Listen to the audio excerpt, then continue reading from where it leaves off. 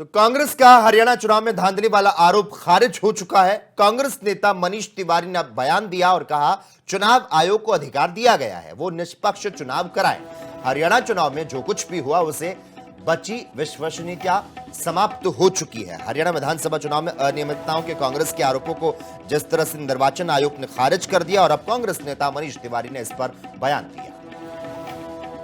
हरियाणा में जो हुआ है उससे बची कुछ ही जो विश्वसनीयता है इलेक्ट्रॉनिक वोटिंग मशीन्स की, वो भी समाप्त हो गई है। और इसलिए चुनाव आयोग को खुद से पहल करनी चाहिए कि जैसे बाकी मुल्कों में जहां पे ईवीएम का आविष्कार हुआ था, ईवीएम का उपयोग 80 और 90 के दशक में हुआ था, वो सब बैलेट पेपर में वापस चले गए हैं। भारत को भी बैलेट पेपर पे वापस जाना जरूरी है। तो कांग्रेस का हरियाणा चुनाव में धांधली वाला आरोप खारिज हो चुका है। कांग्रेस नेता मनीष तिवारी ने बयान दिया और कहा, चुनाव आयोग को अधिकार दिया गया है, वो निष्पक्ष चुनाव कराए। हरियाणा चुनाव में जो कुछ भी हुआ उसे बची विश्वसनीयता समाप्त हो चुकी है। हरियाणा विधानसभा चुनाव में अनियमितताओं के कांग्रेस के आरोपों को जिस तरह से निर्वाचन आयोग ने खारिज कर दिया और अब कांग्रेस नेता मनीष तिवारी ने इस पर बयान दिया। हरियाणा में जो हुआ है उससे बची कुछ ही जो विश्वसनीयता है इलेक्ट्रॉनिक वोटिंग मशीन्स की, वो भी समाप्त हो गई है। और इसलिए चुनाव आयोग को खुद से पहल करनी चाहिए कि जैसे बाकी मुल्कों में जहां पे ईवीएम का आविष्कार हुआ था, ईवीएम का उपयोग 80 और 90 के दशक में हुआ था, वो सब बैलेट पेपर में वापस चले गए हैं। भारत को भी बैलेट पेपर पे वापस जाना जरूरी है।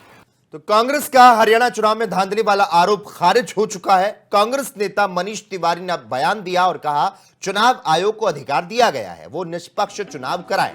हरियाणा चुनाव में जो कुछ भी हुआ उसे बची विश्वसनीयता समाप्त हो चुकी है। हरियाणा विधानसभा चुनाव में अनियमितताओं के कांग्रेस के आरोपों को जिस तरह से निर्वाचन आयोग ने खारिज कर दिया और अब कांग्रेस नेता मनीष तिवारी ने इस पर बयान दिया।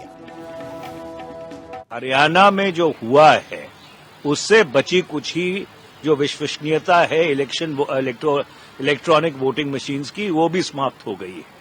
और इसलिए चुनाव आयोग को खुद से पहल करनी चाहिए कि जैसे बाकी मुल्कों में जहां पे ईवीएम का आविष्कार हुआ था, ईवीएम का उपयोग 80 और 90 के दशक में हुआ था, वो सब बैलेट पेपर में वापस चले गए हैं।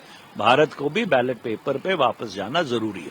तो कांग्रेस का हरियाणा चुनाव में धांधली वाला आरोप खारिज हो चुका है। कांग्रेस नेता मनीष तिवारी ने बयान दिया और कहा, चुनाव आयोग को अधिकार दिया गया है, वो निष्पक्ष चुनाव कराए।